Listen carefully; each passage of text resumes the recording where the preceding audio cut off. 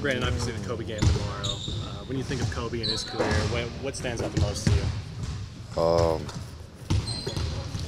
think his work ethic. How he took every game like it was his last. I don't think he took advantage of any game or any aspect of the game. He wanted to master everything of the game, and he's definitely an inspiration to our generation and, of course, many generations above me. Is there a piece of advice he's given you personally that you've held on to most? Just stand in the moment. Stand in the moment. I think the first thing he told me was about the defensive end and how I could be really good on the defensive end, and just trying to challenge myself on that end. Brandon, you got here right. I mean, you were the turning of the page essentially from Kobe. What from your perspective has been kind of his imprint or impact on the team, even from afar? Well, not just from the team. I think over this league, he's an inspiration for how hard he works. He kind of sets the bar for like one of the greatest players that's ever played this game. So when you come in here and you see his jersey, his number on the wall, and you see all the accolades and everything that he's done, it's crazy to think that. Kobe's talked about how like when he got here, he like looked up at the jerseys that were retired and kind of dreamed of getting there someday. Is that something that as a new Laker, as a rookie, you did as well? Is that similar to your experience? Of course. That's why we play this game. Of course, that's why I play this game, to try to be the best in this league. And I think to have my number retire here one day or be one of the best players that came through here one day is something of my goal. People, I remember people making a big deal out of the locker being Kobe's locker. What was your reaction to that? Well, I was so lost in the moment and really don't know what's going on, but just to think the 20 years that he's been in this league and have his number 8 and his number 24 jersey retired, and I don't know, it's unimaginable that happened. Just say that I'm very blessed to be in this position. Brandon, what do you remember about playing on Christmas last year? I remember the atmosphere.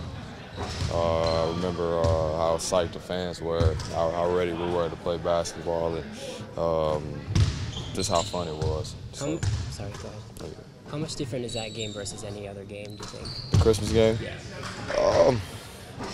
I don't think it's too different. I think just the energy in the building is a lot higher.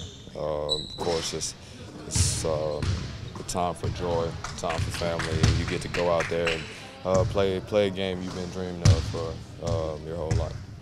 Do you feel any pressure in terms of filling those shoes left by Kobe? There was a void after he left. Did you ever feel that pressure to kind of assume that role, and do you still feel that pressure to be that guy?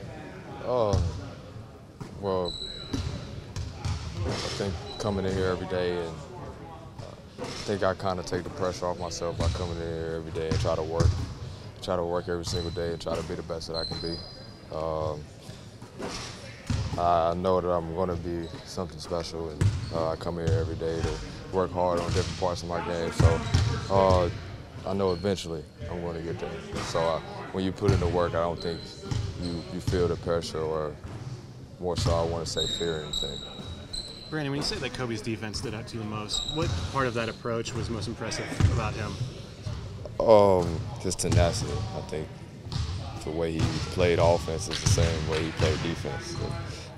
You sometimes saw him guarding guys full court. You saw him guarding different positions. You saw him guarding the point guard, the shooting guard, the small forward, just probably the best player on the floor every single night.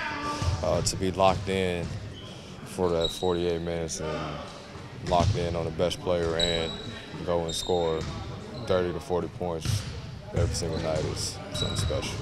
Brandon, is this week season you play with LeBron, now you got the Kobe game, but it's against the Warriors. When you play the Rockets and then the Warriors again, it seems pretty like you've never gone through anything, but no team. That is. But it's a test for our young guys. I think a lot of our guys' eyes are really wide when you play these these really, really good teams, and they perform well. We perform well, just going against these top contenders in this league, and we just had to bring it in these weeks. Of course, and for some of the top teams in the West. So, Brandon, did you ever think that about being in Kobe's locker, or once they told you, or once they told you, then you came your locker, you never thought about us ever again? Or which way? No, I think about it every day. Think about it every day.